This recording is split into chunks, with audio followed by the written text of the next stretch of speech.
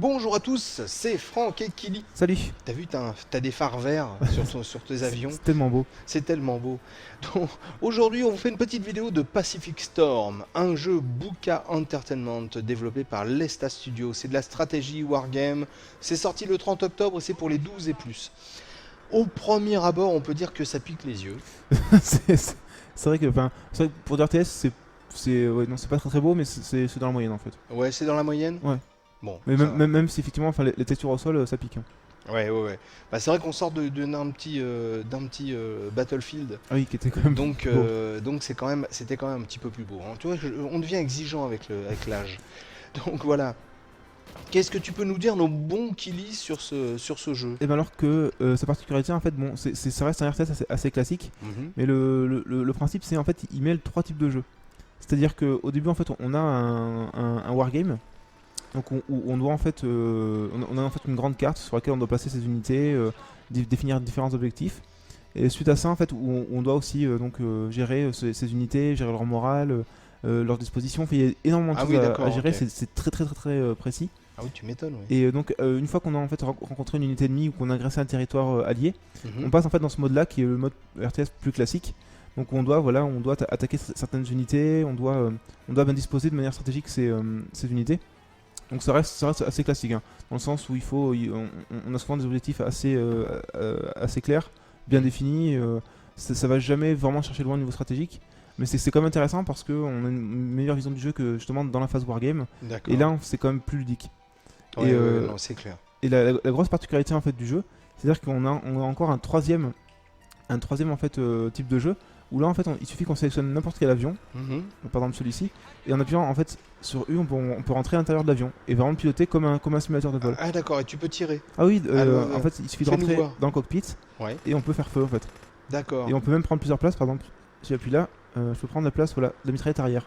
D'accord. Et donc là c'est quand même beaucoup plus immersif et on prend beaucoup plus de plaisir que si on regardait juste en fait ces petites unités sur le terrain. D'accord, mais qui dit use, mitrailleuse. Oui, mitraillette. Mitraillette, c'est comme si tu jetais des pétards à mèche en avion. Des petites mitrailleuses. Donc, bien entendu, là, tu as juste. Tu peux pas larguer de bombes. Si. Ah, c'est-à-dire qu'en fait, il suffit que je prenne un bombardier, donc ça doit être ceci. Donc voilà.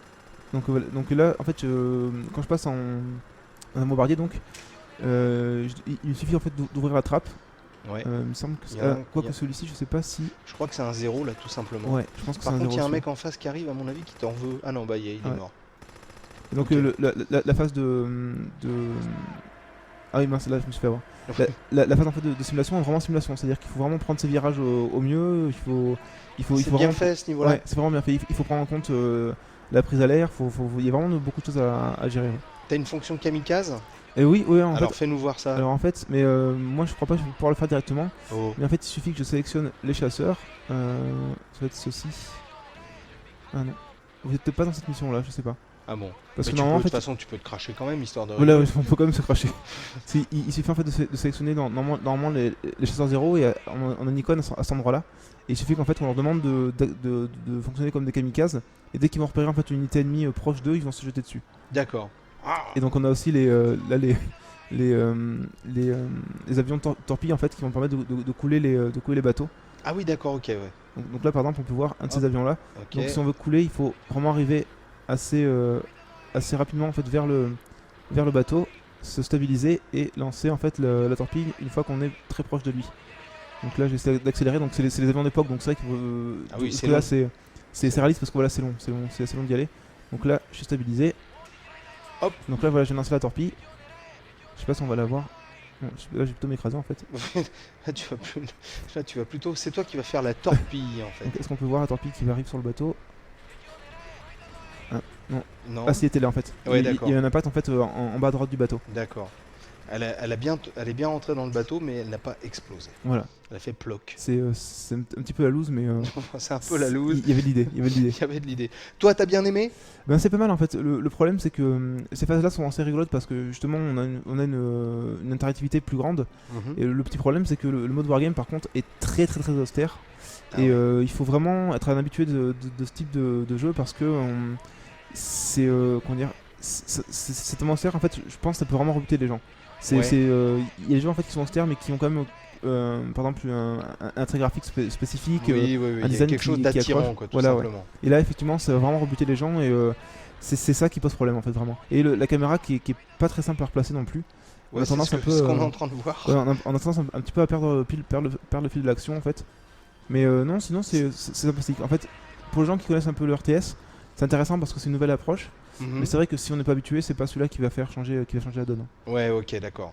Bon, moi j'ai l'impression que c'est surtout vachement, enfin pour moi là, comme ça au premier abord et au deuxième abord, mais aussi bien entendu, c'est vachement compliqué de retrouver ces unités, j'ai l'impression. En fait, à ce niveau-là, il suffit qu'on clique là en fait, et une fois qu'on a cliqué sur une unité, on appuie sur l'espace et on se met directement dessus. D'accord. Donc ce Ok. côté-là, J'avais pas compris que assez tu bien faisais vu. comme ça.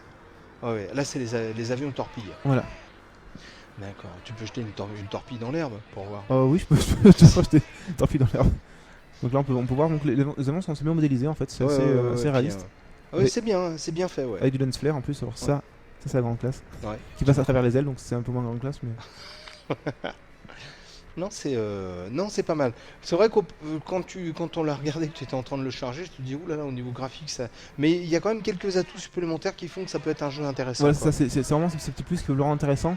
Même si, effectivement, comme on disait, le problème c'est que les gens qui sont pas habitués au RTS auront quand même des problèmes avec le mode Wargame qui est vraiment trop austère. Hein. Ouais, trop, ouais, même s'il y a beaucoup de possibilités, c'est quand même. On a du mal à rentrer dedans. Ok. Bon, bah écoute, c'est bien. Est-ce que tu crois que tu as fait le tour? Ah oui, ça doit. T'as noté ça 12 sur voilà, ouais. c'est ça. Et je signale aussi que c'est un jeu qu'on trouve à moins de 43 € sur le net. Donc si vous aimez, c'est bien parce qu'on peut faire plein de choses. Vraiment. Il y a il y a trois façons de jouer différentes. C'est assez sympa à ce niveau-là. Ça s'appelle Pacific Storm sur PC uniquement. C'est édité par Buka Entertainment, développé par Lesta Studio. C'est de la stratégie wargame. C'est sorti le 30 octobre 2006. C'était donc il y a longtemps, mon bon Kilé. On était jeunes, on était fringants. Et c'est pour les 12 et plus. Voilà, bah écoute, si c'est tout ce que tu as à dire, j'ai juste à rajouter manger du lapin. Voilà, c'est très bon le lapin. C'est très bon. Il y a des petits os, mais c'est bon. Voilà. Mangez du lapin et jouez bien, jouez intelligent. En attendant de se revoir, on vous embrasse, on vous dit merci beaucoup d'avoir regardé cette vidéo. À bientôt, ciao, salut à tous. Salut. Oh, c'est le chantier, il y a des avions partout. Ouais, c'est vrai que là, c'est